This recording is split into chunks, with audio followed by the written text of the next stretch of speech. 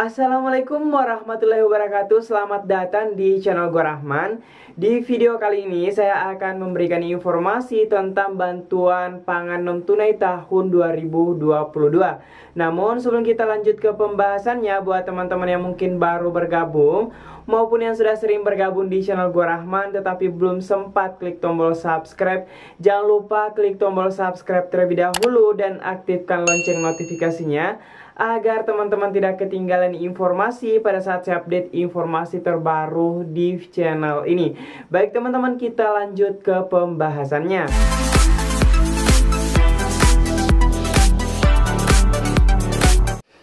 Ya, selamat datang kembali di channel gue Rahman. Jadi seperti yang saya sampaikan di awal video bahwa di kesempatan kali ini saya akan memberikan informasi penting bagi teman-teman yang mendapatkan bantuan pangan non-tunai untuk tahun 2022. Jadi ada beberapa poin penting yang perlu teman-teman ketahui mengenai BPNT tahun 2022. Jadi kurang lebih ada 4 poin penting yang harus teman-teman ketahui.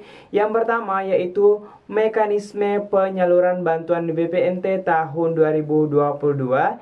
Yang kedua, besaran bantuan pangan non-tunai yang akan teman-teman dapatkan. Yang ketiga, cara memanfaatkan saldo atau uang bantuan pangan non-tunai. Dan yang keempat, informasi pencairan atau penyaluran bantuan pangan non-tunai. Nah, itu dia poin penting yang akan kita bahas di pembahasan kali ini. Jadi saya harapkan teman-teman menyimak informasinya hingga selesai agar tidak ketinggalan informasinya. Jadi saya kembali mengingatkan bagi teman-teman yang belum subscribe channel ini, jangan lupa diklik tombol subscribe terlebih dahulu dan aktifkan lonceng notifikasinya. Dan jika teman-teman ada pertanyaan setelah menonton video ini, jangan lupa tulis di kolom komentar atau langsung DM saya di Instagram rahman.ha_. Jadi Instagram saya ada di pojokan atas, teman-teman bisa lihat ya. Baik, kita langsung saja lanjut ke inti pembahasan kita pada video kali ini, di mana ada 4 poin yang harus teman-teman pahami mengenai bantuan pangan non-tunai tahun 2022. Poin pertama yaitu mekanisme penyaluran bantuan pangan non-tunai tahun 2022.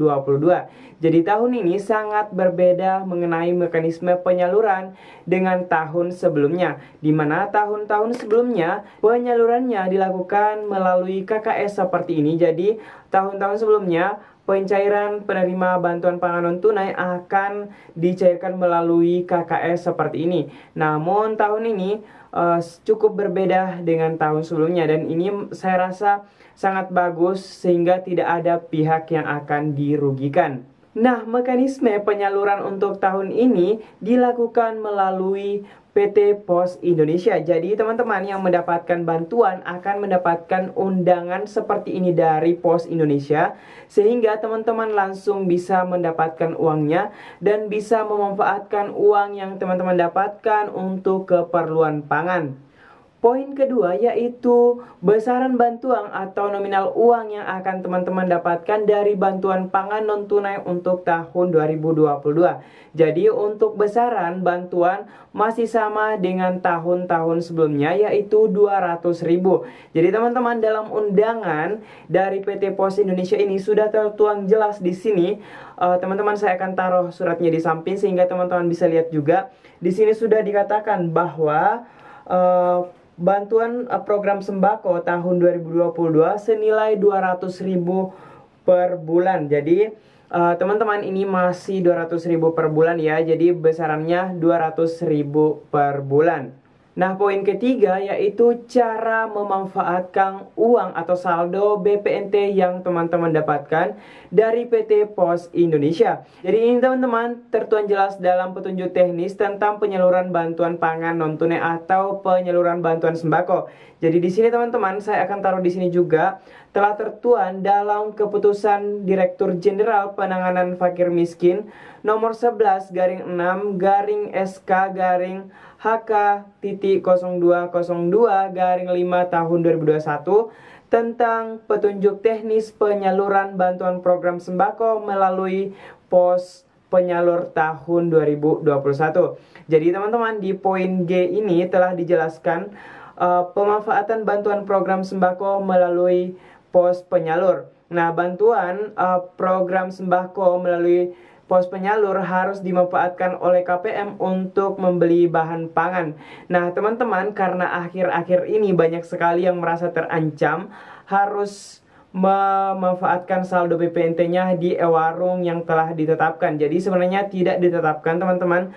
Namun di sini dijelaskan bahwa pembelian bahan pangan yang telah ditentukan diutamakan dibeli di elektronik e-warung, gotong royong atau e-warung secara tunai. Jadi jika di wilayah setempat teman-teman tidak terdapat e-warung, bisa dimanfaatkan di pasar tradisional atau warung-warung terdekat di rumah teman-teman.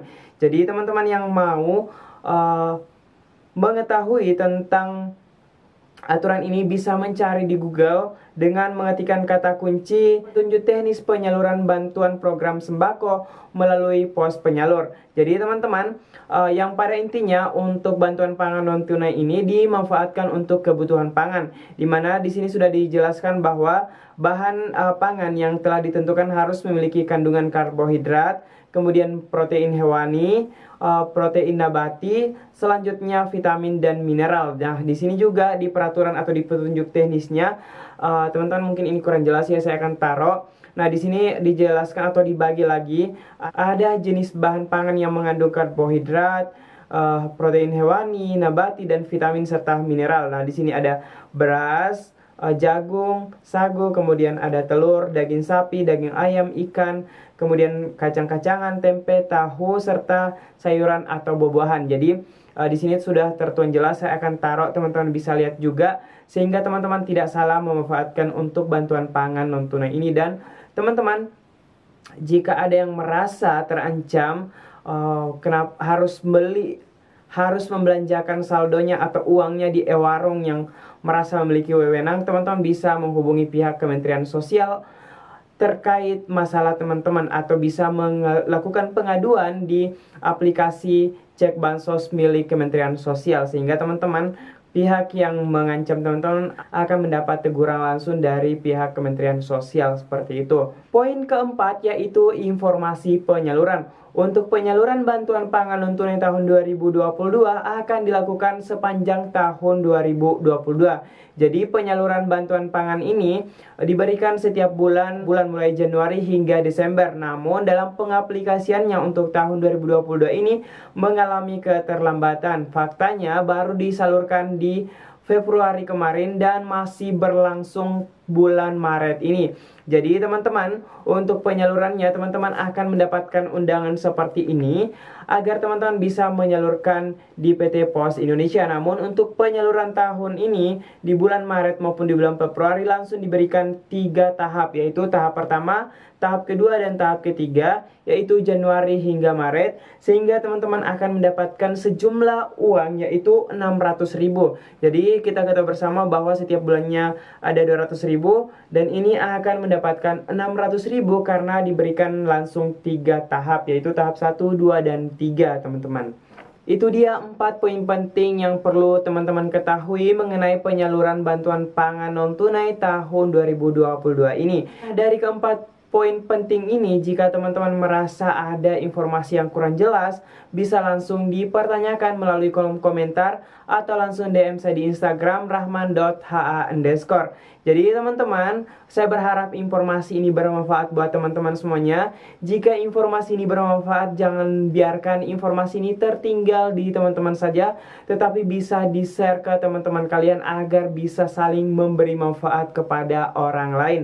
Nah, sebelum saya mengakhiri informasi di video ini, saya ingatkan juga kepada teman-teman yang belum sempat klik tombol subscribe, jangan lupa klik tombol subscribe sekarang dan aktifkan lonceng notifikasinya agar teman-teman tidak ketinggalan pada saat saya update informasi terbaru, baik mengenai informasi bantuan sosial maupun bantuan-bantuan pemerintah lainnya. Baik teman-teman, mungkin informasinya cukup sekian. Saya akhiri dengan ucapan wallahul muwaffiq ila aqwamit thoriq. Wassalamualaikum warahmatullahi wabarakatuh.